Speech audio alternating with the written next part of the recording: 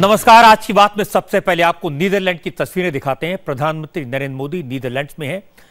3 मुल्कों के दौरे का उनको ये आखिरी पड़ाव है। इसके बाद वो भारत लौट आएंगे। नरेंद्र मोदी नीदरलैंड की कैपिटल हेग में थोड़ी देर बाद इंडियन कम्युनिटी के लोगों को एड्रेस करने वाले हैं। पूरी तैयारी हो चुकी है। नरेंद्र मोदी का इंतजार है। हेग में इंडियन कम्युनिटी की तरफ से प्रधानमंत्री के सम्मान में एक बड़ा कल्चरल इवेंट ऑर्गेनाइज किया गया है। ये कार्यक्रम जुडर पार्क स्पोर्ट्स कैंपस में होगा। इस इवेंट के लिए लोगों में जबरदस्त क्रेज है। 3000 से ज्यादा लोग इसके लिए अपने आप को रजिस्टर करवा चुके हैं। यूरोप में इंग्लैंड के बाद सबसे ज्यादा भारतीय नीदरलैंड में रहते हैं। यहां करीब 2.25 लाख इंडियंस हैं। भारत और नीदरलैंड अपने डिप्लोमेटिक रिलेशन की 70वीं सालगिरह मना रहा है। यह खास मौका है और इसी खास मौके पर प्रधानमंत्री नरेंद्र मोदी इंडियन कम्युनिटी को एड्रेस करेंगे। ये तस्वीरें आप देख रहे हैं हेग में लोगों की। जब प्रधानमंत्री नरेंद्र मोदी वहां पहुंचे कैसा क्रेज था। लोग मोदी मोदी के नारे लगा रहे थे। और जैसे इस समारोह के लिए प्रधानमंत्री मोदी मंच पर पहुंचेंगे, हम आपको सीधे नीदरलैंड से नरेंद्र मोदी की लाइव तस्वीरें दिखाएंगे, उनकी स्पीच सुनवाएंगे। लेकिन ये स्पीच शुरू हो इससे पहले आपको उस मुलाकात के बारे में बताना चाहता हूं जिसकी चर्चा आज पूरी दुनिया में है। और ये मुलाकात है नरेंद्र मोदी और डोनाल्ड ट्रंप की। वॉशिंगटन में प्रधानमंत्री मोदी और प्रेसिडेंट ट्रंप ने साफ साफ कहा कि दोनों मुल्क मिलकर आतंकवाद के खिलाफ लड़ेंगे। मैंने एक बात नोटिस की, ट्रंप ने कहा इस्लामिक आतंकवाद को मिटाकर रहेंगे, लेकिन प्रधानमंत्री मोदी ने इस्लामिक शब्द का इस्तेमाल नहीं किया, कहा आतंकवाद को मिटाएंगे। दोनों देशों की तरफ से जो जॉइंट स्टेटमेंट जारी हुआ उसमें पाकिस्तान के लिए साफ साफ मैसेज है। पाकिस्तान से 3 काम करने को कहा गया। पहला, क्रॉस बॉर्डर टेररिज्म पर रोक लगाए। दूसरा, आतंकवादियों को अपनी जमीन का इस्तेमाल करने से रोके। और तीसरा, पाकिस्तान मुंबई आतंकी हमले और पठानकोट अटैक के गुनहगारों पर जल्द से जल्द कार्रवाई करे।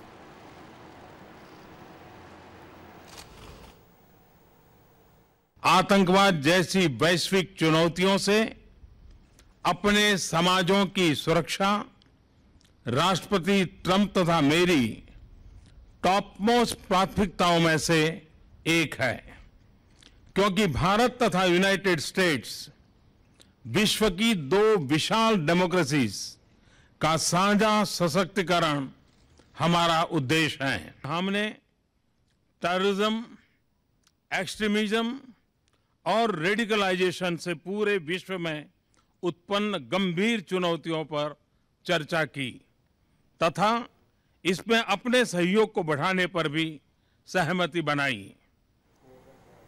मोदी और ट्रंप की मीटिंग के बाद जब दोनों नेताओं ने जॉइंट प्रेस कॉन्फ्रेंस की तो मोदी ने बड़े साफ साफ शब्दों में कहा कुछ मुल्क आतंकवादियों का सेफ हेवन बन गए हैं, उन्हें आतंकवाद की फैक्ट्री बंद करनी होगी। आतंकवाद से लड़ना और आतंकवादियों को सुरक्षित पनाहगाहों को समाप्त करना हमारी सहभागिता का एक महत्वपूर्ण भाग होगा। हम आतंकवादी संगठनों से जुड़ी हुई समान चिंताओं के संबंध में इंटेलिजेंस और सूचना के आदान प्रदान को बढ़ाएंगे तथा पॉलिसी कोऑर्डिनेशन को यथासंभव गहरा करेंगे। सुरक्षा चुनौतियों के संदर्भ में हमारा बढ़ता डिफेंस और सिक्योरिटी कोऑपरेशन अत्यंत महत्वपूर्ण है। दोनों मुल्कों के बीच अल-कायदा, ISIS, जैश-ए-मोहम्मद, लश्कर-ए-तैयबा और दाऊद इब्राहिम की डी कंपनी और उसके साथियों के खिलाफ एक्शन लेने पर सहयोग बढ़ाने पर बात हुई। ट्रंप ने पाकिस्तान को साफ साफ कहा, क्लियर कट मैसेज दिया, भारत और अमेरिका मिलकर अब टेरर इंस्टीट्यूट्स को प्रमोट करने वालों को टारगेट करेंगे, ये कहा ट्रंप ने। The security partnership between the United States and India is incredibly important. Both our nations have been struck by the evils of terrorism, and we are both determined to destroy terrorist organizations and the radical ideology that drives them.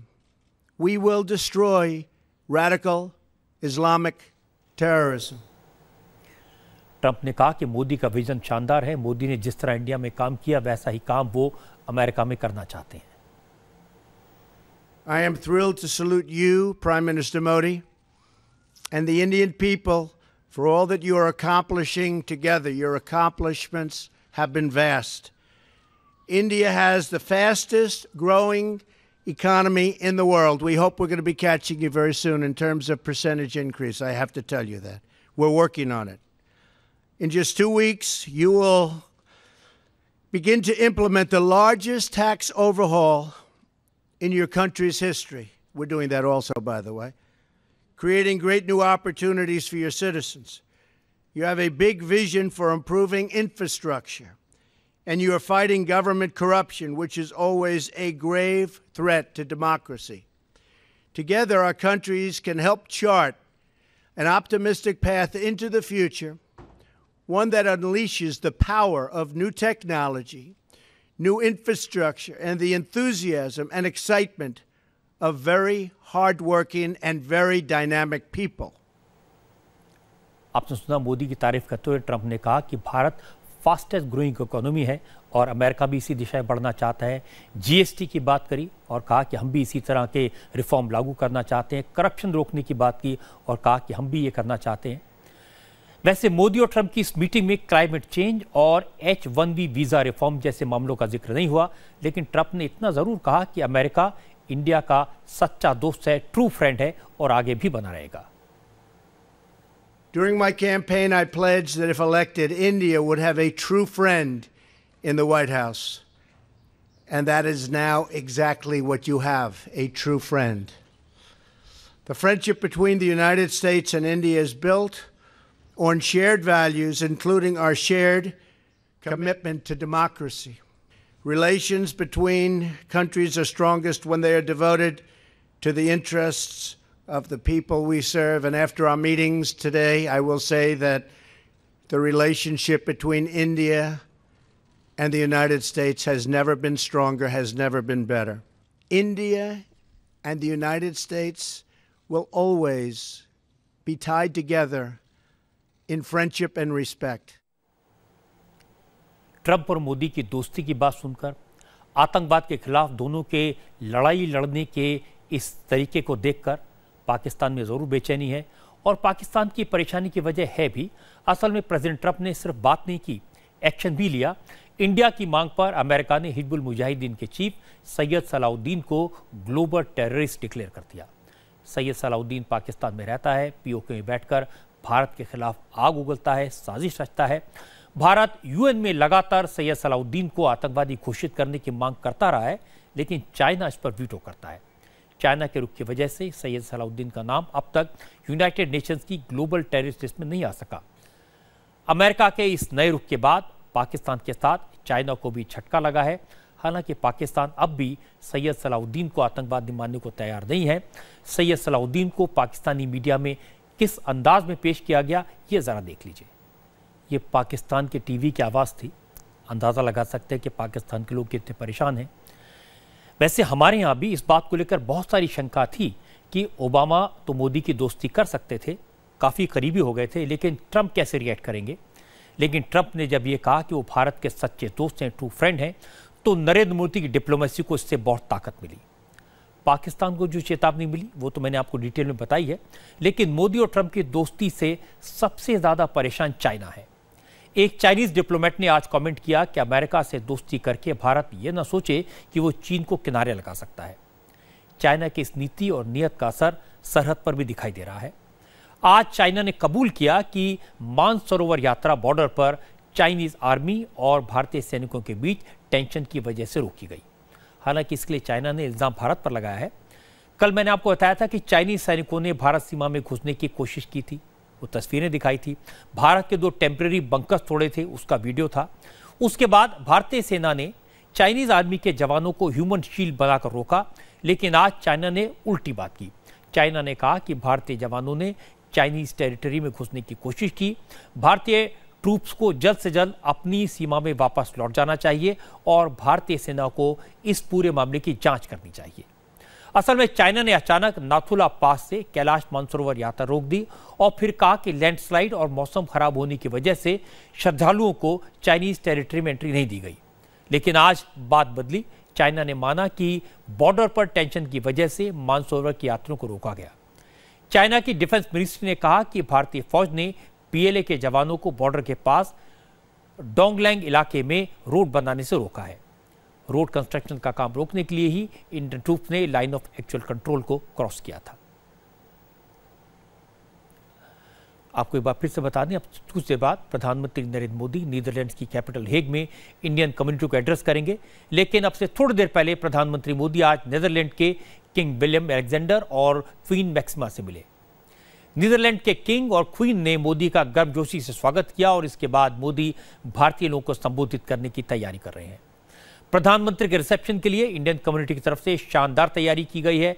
Cultural events, dance organise किए गए हैं और जैसे ही ये कार्यक्रम शुरू होंगे नरेंद्र मोदी मंच पर पहुंचेंगे। हम आपको सीधे हेग ले चलेंगे और इस कार्यक्रम की लाइव तस्वीरें आपको दिखाएंगे। नरेंद्र मोदी की स्पीच लाइव सुनवाएंगे, लेकिन इससे पहले ये लाइव तस्वीरें आप देखिए। ये जो कल्चरल प्रोग्राम ऑर्गेनाइज किया गया हेग में, हेग का स्पोर्ट्स कॉम्प्लेक्स है, इसकी तस्वीरें आप देख रहे हैं अपने टीवी स्क्रीन पर।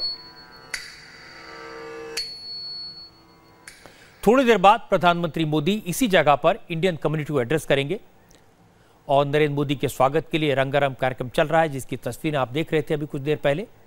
एक बार फिर से आपको तस्वीरें दिखाते हैं। नीदरलैंड में इंडियन कम्युनिटी ने भारत के कल्चर और भारतीय कलाकारों के हुनर को किस अंदाज में पेश किया है।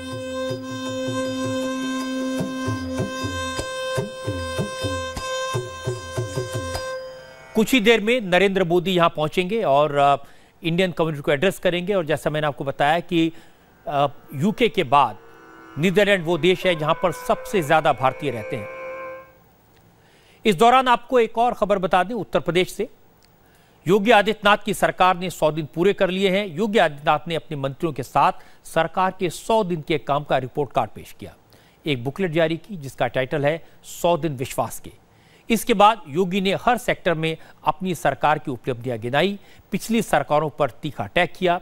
योगी आदित्यनाथ ने कहा कि 100 दिन का वक्त कम है, लेकिन उन्हें जिस हाल में यूपी मिला था उसे देखते हुए उन्होंने थोड़े वक्त में बहुत काम किया।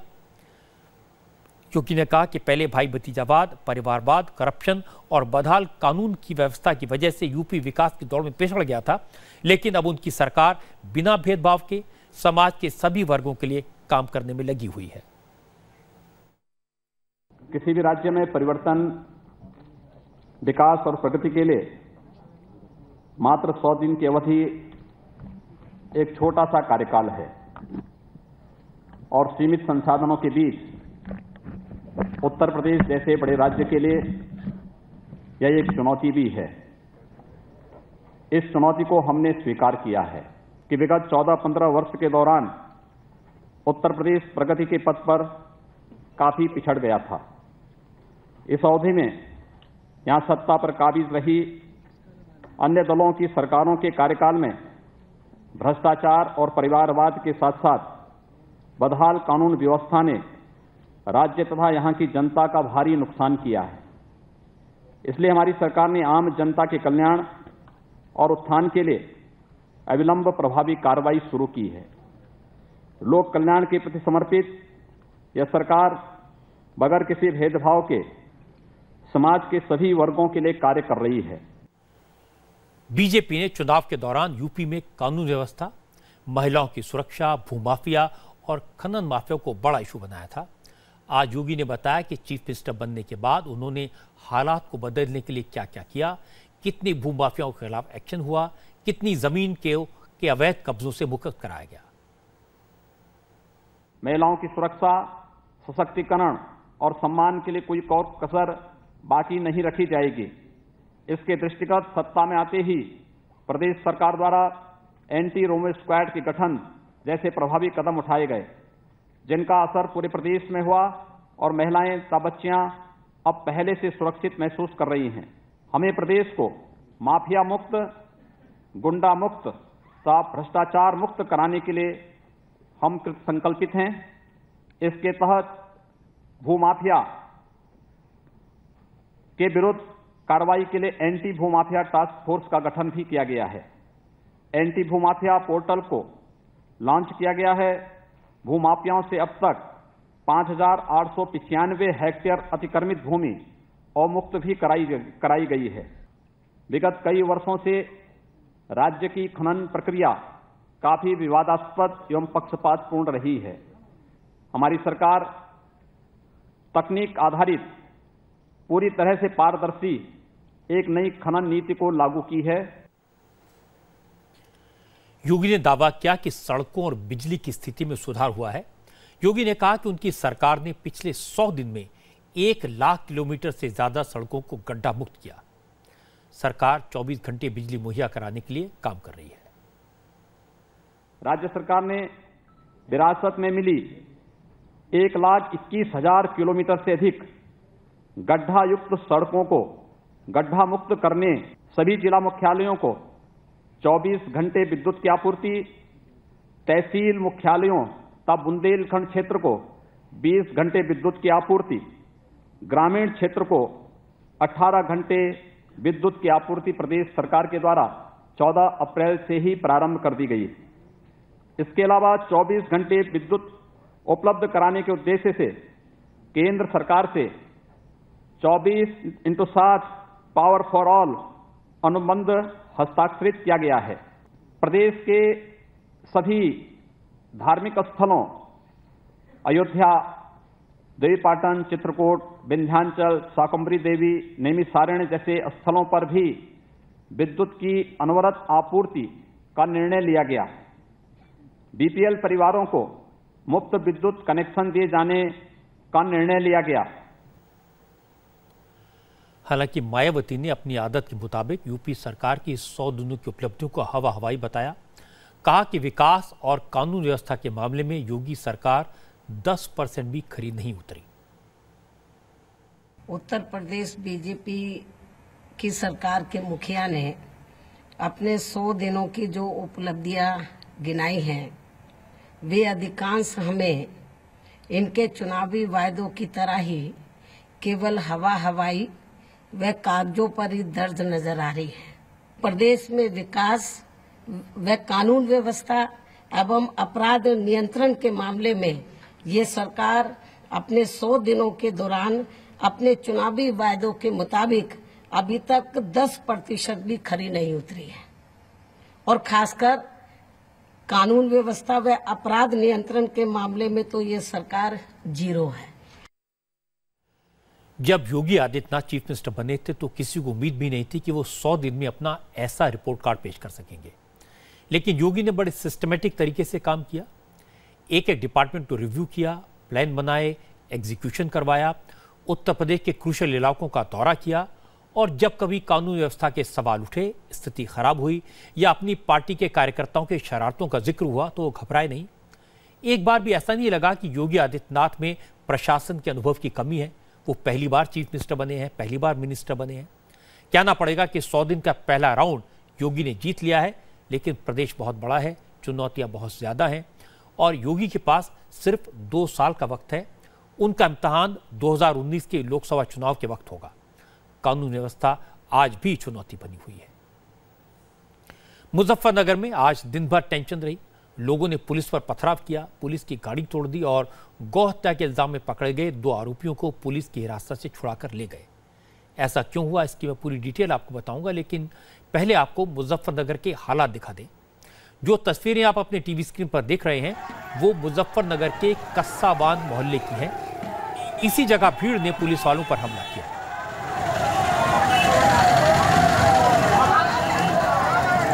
अब इस इलाके में भारी पुलिस फोर्स तैनात कर दी गई है।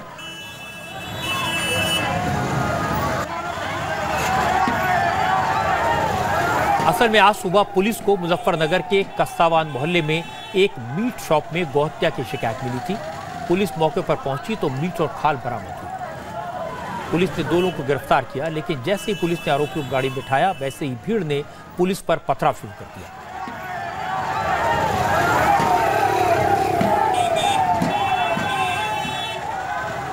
पुलिस वाले कम थे, पथराव करने वाले ज्यादा, इसलिए पुलिस कर्मियों को जान बचाकर भागना पड़ा और भीड़ अपराधियों को छुड़ा कर ले गई।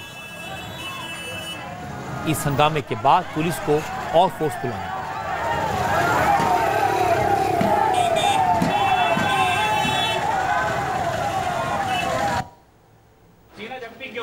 एक तो कानून तोड़ो, ऊपर से पुलिस का छीना झपटी भी करो, पुलिस की गाड़ी भी तोड़ दो। क्या मतलब पुलिस चाहिए या नहीं चाहिए? नहीं चाहिए। बिना पुलिस के चाहिए तो बताइए, आप लोग सब फोड़ते रहिए। नहीं चाहिए तो फिर पुलिस बिल्कुल नहीं आएगी। मैं ये कह रहा हूँ, कस्यावान में आज के बाद कभी पुलिस नहीं आएगी। जो करना मारिए मरिए, जो रहना है जो करिए। नहीं सर, नहीं चलेगा, ये ऐसा नहीं चलेगा। सुबह 9 बजे के आसपास सूचना मिली पुलिस को कि वहां पर गोकशी हो रही है। इस सूचना पर इंस्पेक्टर चौकी इंचार्ज खाला पर मैं फोर्स के वहां पहुंचे तो मुफ्तकीम की दुकान पे कटा हुआ वहां कुछ खाल मिली इनको। इसी बीच मुफ्तकीम 2-3 लोग और मिले, 2 लोग इन्होंने हिरासत में लिया, गाड़ी पे को बैठाए। इसी बीच और मोहल्ले लोगों ने उसने हल्ला गुल्ला कर दिया, भीड़ इकट्ठा होकर के पथराव कर दिया और जिसको पकड़े थे मुफ्तकीम को, उसको एक आदमी और को उसको छुड़ा ले गए। पुलिस ने इस केस में मीट शॉप ओनर के खिलाफ तो गौहत्या का मामला दर्ज किया है। हंगामा करने वालों में 14 लोगों की पहचान की है, उनके खिलाफ भी एफआईआर दर्ज की है। 25 और अज्ञात लोगों के खिलाफ दंगा भड़काने का केस दर्ज किया गया है। सुबह में सूचना मिली थी इंस्पेक्टर को, कोतवाली को, तो खुद ही गए थे और 3 लोगों को अरेस्ट किया गया था। इसके बाद भीड़ द्वारा वहाँ ज़रूर प्रोटेस्ट हुआ है और उस पूरे करीब 50-25 लोगों के खिलाफ केस रजिस्टर्ड है। 3 जो लोग जिनका नाम गोकशी में आया उनके खिलाफ नामजद केस रजिस्टर्ड है और अभी वहाँ पे लॉ एंड ऑर्डर के दृष्टिकोण से शांति है, लेकिन जिन लोगों के खिलाफ केस रजिस्टर्ड है उनके खिलाफ कार्रवाई की जाएगी और जो पुलिस के साथ घटना हुई है उसमें पूरी कार्रवाई की जाएगी। इस तरह की घटनाएं माहौल को खराब करती हैं। अगर पुलिस सख्त रवैया अपनाती तो इससे कम्युनल कलर देने की कोशिश होती, इससे इस पर सियासत होती। अच्छी बात है कि पुलिस ने संयम बरता, लेकिन अब लोगों को सख्त से सख्त सजा मिलनी चाहिए जिन्होंने गौहत्या की, कानून तोड़ा, और उन लोगों को भी बख्शा नहीं जाना चाहिए जिन्होंने अपराधियों को बचाने के लिए पुलिस पर हमला किया। थोड़ी देर बाद हम आपको नीदरलैंड के हेग ले चलेंगे। प्रधानमंत्री नरेंद्र मोदी कुछ ही देर बाद इंडियन कम्युनिटी को एड्रेस करेंगे। नीदरलैंड के किंग और क्वीन से मिलने के बाद प्रधानमंत्री हेग के स्पोर्ट्स कॉम्प्लेक्स में पहुंचने वाले हैं। यहां पर इवेंट शुरू हो चुका है। संस्कृत के श्लोक के कार्यक्रम से इसकी शुरुआत हुई और इसके बाद कल्चरल डांस परफॉर्म किया गया।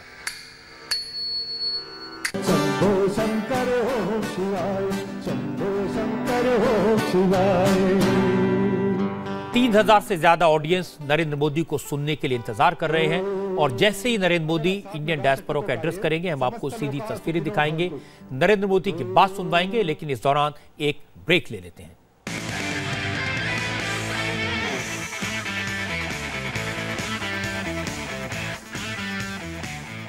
आपको एक बार फिर से याद दिला दूं, अब से कुछ ही मिनट बाद नीदरलैंड के हेग में प्रधानमंत्री नरेंद्र मोदी इंडियन कम्युनिटी को एड्रेस करेंगे।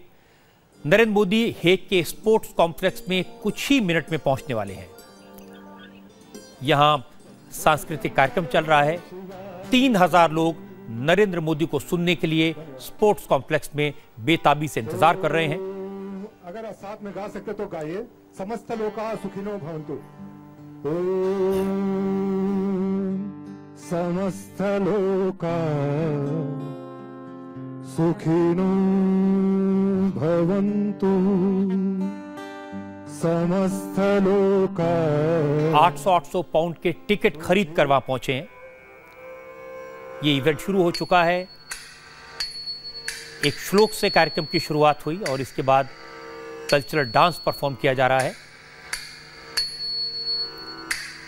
जैसे ही नरेंद्र मोदी इंडियन डायस्पोरा को एड्रेस करने के लिए यहां पहुंचेंगे, हम आपको सीधे हेग ले चलेंगे इसी ऑडिटोरियम में और नरेंद्र मोदी के प्रोग्राम की लाइव तस्वीरें दिखाएंगे, नरेंद्र मोदी की बात आपको लाइव सुनवाएंगे। लेकिन इस बीच एक खबर बिहार से आई है, बड़ी खबर है, आपको बता देता हूं।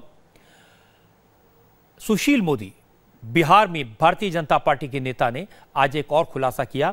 बिहार के farmer deputy chief minister Sushil Modi ने कहा कि इस समय के जो डिप्टी चीफ मिनिस्टर हैं तेजस्वी यादव, उन्होंने फर्जी कंपनियों के जरिए प्रॉपर्टी बनाई है। सुशील मोदी ने आरोप लगाया कि लालू के बेटे तेजस्वी यादव ने एक shell company fair grow holding private limited पर गैर कानूनी तरीके से कब्जा किया। सुशील मोदी का इल्जाम है कि लालू यादव जब रेल मिनिस्टर थे उस वक्त उन्होंने शेल कंपनी के जरिए प्रॉपर्टी खरीदी और फिर कंपनी अपने बेटे के नाम करवा ली। Fair Grow Holdings private limited के माध्यम से बेनामी संपत्ति खरीदी गई है और इस कंपनी का जो पता दिखाया गया वह 130/1 बाकुल बगान रोड, थाना भवानीपुर, कोलकाता के पते पर इस लिमिटेड कंपनी का रजिस्ट्रेशन दिखाया गया है। जब लालू जी रेल मंत्री बने तो उस दौरान विजय पाल त्रिपाठी और अनिल तुलसियान और अन्य कुछ लोग जो प्रेमचंद गुप्ता के खासम खास लोग थे, इस कंपनी को टेक ओवर कर लिया और 2014 में प्रेमचंद गुप्ता ने के जो डायरेक्टर से वो हटा लिए गए और तेजस्वी यादव, तेज प्रताप यादव, चंदा यादव और रागिनी लालू, ये लोग 19/6/2014 को इस कंपनी के डायरेक्टर नियुक्त कर दिए गए। और सबसे बड़ी बात यह है कि आखिर इस कंपनी को जिन लोगों ने प्रारंभ किया, पी सरावगी और AK महेश्वरी, इन लोगों ने अपनी कंपनी प्रेमचंद गुप्ता को क्यों सौंप दिया और बाद में प्रेमचंद गुप्ता के लोगों ने इस कंपनी को लालू के परिवार को क्यों सौंप दिया। जांच करने पर यह पाया गया ये कंपनी का पता फर्जी है। इस कंपनी के जो शेयर होल्डर्स हैं ये सारे के सारे फर्जी हैं। सुशील मोदी के आरोपों में कितनी सच्चाई है ये जानने के लिए मैंने कोलकाता में इंडिया टीवी के संवाददाता अनुपम मिश्र को बकुल बगान भेजा, लेकिन अनुपम मिश्र जब इस पते पर पहुंचे, fair grow holding private limited का कोई ऑफिस उन्हें वहां नहीं मिला। हम लोग इस वक्त आ पहुंचे हैं 130/1 बकुल बगान रोड के पते पर। यहां पर आप देख सकते हैं लिखा हुआ है 130/1 बकुल बगान रोड। ये भवानीपुर इलाका है कोलकाता का। 700025 ये है पिन कोड यहाँ का। और ये जो बिल्डिंग है पूरी तरह रेसिडेंशियल बिल्डिंग है। हम लोग खोजने आए थे fair Grow Holdings private limited के ऑफिस को, रजिस्टर्ड ऑफिस को, लेकिन यहाँ पर कोई ऑफिस नहीं है। इनके ओनर से हमने बात की, वो बता रहे हैं कि 4-5 साल हुआ है इस बिल्डिंग को बने हुए। इससे पहले भी यहाँ एक घर ही था और इसके बाद भी ये रेसिडेंशियल बिल्डिंग है पूरी तरह से। यहाँ पर कभी कोई कंपनी का ऑफिस नहीं खुला है। तो इससे साबित हो रहा है कि ये जो पता दिया हुआ है fair Grow Holdings private limited का, ये पूरी तरह से फर्जी पता दिया हुआ है। इस एड्रेस पर रहने वाले लोगों ने बताया कि इस पते पर रेजिडेंशियल बिल्डिंग है। बिल्डिंग 5 साल पहले बनी है। उससे पहले भी इस जगह पर लोग रहते थे, कोई ऑफिस नहीं था। यहाँ पे ये कंपनी नहीं, कोई भी कंपनी नहीं है यहाँ पे, कोई ऑफिस यूज नहीं, सब ऑल रेजिडेंस। कभी कोई ऑफिस रहा हो ना? कितने साल पहले बनी थी? ये तो 4-5 साल लगभग हुआ बिल्डिंग का बने हुए। 4-5 साल कभी कोई ऑफिस नहीं रहा? ना। और इसके पहले भी जो यहाँ पे रहते थे वो नॉर्मल लैंडलॉर्ड था। हाँ। वही उन्हीं का यहाँ पे वो लोग ही रहते थे। घर था रेसिडेंस। कोई ऑफिस कभी? कोई ऑफिस नहीं। आपको पता है लालू यादव की एक कंपनी का एड्रेस इसी पते पर है? अच्छा, नहीं सुने, आप बता रहे हैं तो अभी ऐसा सुनने को मिला। इसके पहले भी लोग आए थे। हाँ। तो हम लोग बता दिए थे कि ऐसा कुछ है नहीं यहाँ पे। सुशील मोदी ने कहा कि लालू यादव परिवार ने एक खास पैटर्न से हजारों करोड़ रुपए की बेनामी संपत्ति अर्जित की है। सुशील मोदी का आरोप है कि लालू परिवार ने नई कंपनी बनवाकर या बंद पड़ी कंपनी के जरिए बेनामी प्रॉपर्टी बनाई। बेनामी संपत्ति हासिल करने का एक खास तरीका है, एक खास मोडस ऑपरेंडी है। आप सभी कंपनियों देखेंगे तो उसका पैटर्न एक ही है। या तो कोई नई कंपनी स्थापित की जाती है या कोई बंद पड़ी कंपनी का इस्तेमाल किया जाता है काले धन का इस्तेमाल कर। और जब लालू जी रेल मंत्री थे उस कालखंड के आसपास जमीन या मकान खरीदा जाता है उस कंपनी में, और फिर पुराने डायरेक्टर्स को हटाकर तेजस्वी, तेज प्रताप, ये लोग उस कंपनी के डायरेक्टर बहाल कर दिए जाते हैं और फिर उस कंपनी के तमाम जो शेयर होल्डिंग है वो लालू परिवार को ट्रांसफ़र कर दिया जाता है। और इस प्रकार कुछ लाख खर्च कर ये करोड़ों की संपत्ति के कंपनी सहित मालिक बन जाते हैं।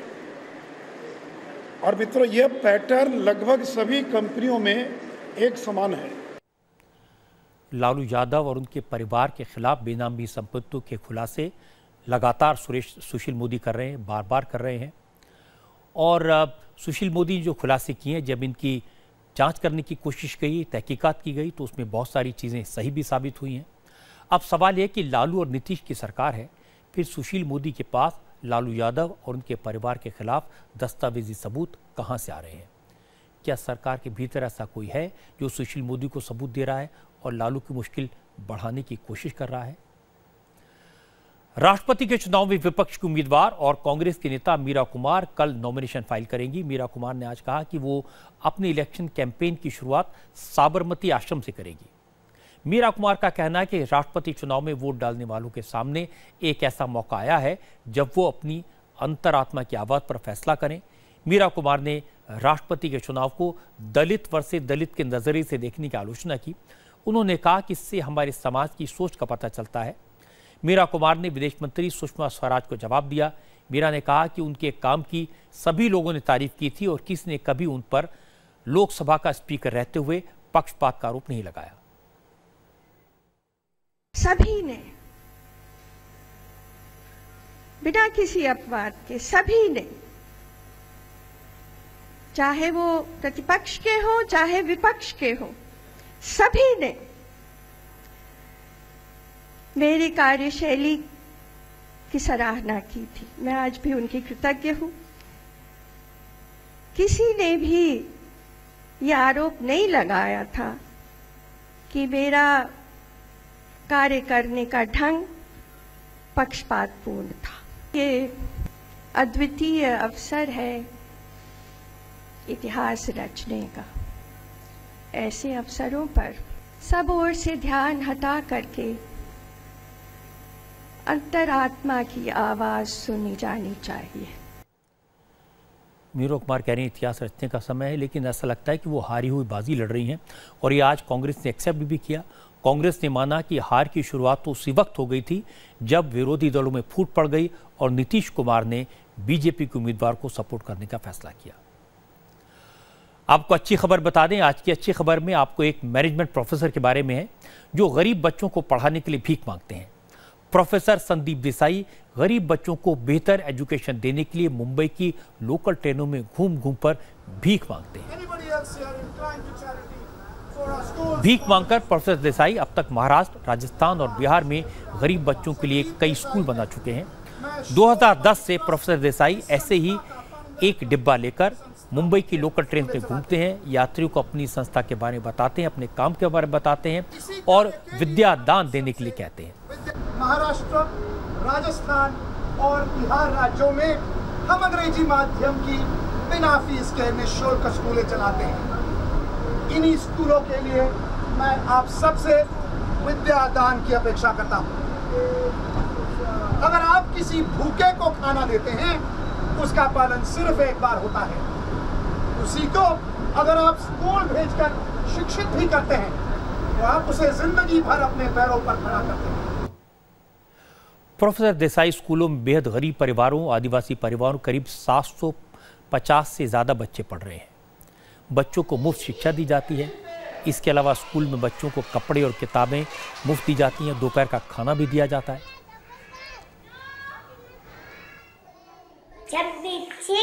Dimple chin, rosy lips, teak filling, curly hair, very fair, eye cap you, lovely too, teach it fact, is that you, yes yes. Sir बहुत पढ़ाते हैं अच्छे से। हमको बूट, शूज मिलते हैं, जूते मिलते हैं, कपड़े मिलते हैं, फ्री में खाना मिलता है, गाड़ी लेने आते हैं। बहुत अच्छे सर है। प्रोफेसर देसाई ने 7 साल पहले श्लोक पब्लिक ट्रस्ट के तहत अपनी मां के साथ स्लम के बच्चों के लिए स्कूल खोला। शुरू में लोगों से मदद मांगी, नेताओं के पास गए, कंपनियों से मदद की अपील की, किसी ने हेल्प नहीं की। तब संदीप देसाई ने ट्रेनों में घूम घूम पर भीख मांगना शुरू किया। आज उन्हें हर महीने कम से कम 5 लाख रुपए तक की भीख मिल जाती है। जनप्रतिनिधियों ने हमारी कोई सहायता नहीं की है। ऐसी निःशुल्क स्कूल हम ग्रामीण क्षेत्र में चलाते हैं, उसके लिए इनसे कुछ फंड आज तक नहीं मिला। वो छोड़िए, मुझे पानी तक नहीं मिला है मेरी स्कूल में। ना बिजली का कनेक्शन मिला है। 11,000 स्क्वायर फुट से भी बड़ी एक बिल्डिंग और 2,500 स्क्वायर फुट की दूसरी बिल्डिंग ये बनी, मगर बिना बिजली के सप्लाई के। हमने खुद से ये बिजली की अरेंजमेंट की, जनरेटर्स ला करके, और तभी ये बिल्डिंग ये बनी है। पानी के लिए मैंने टैंकर्स से पानी, करीब 2.5 लाख रुपए का पानी खरीदा है।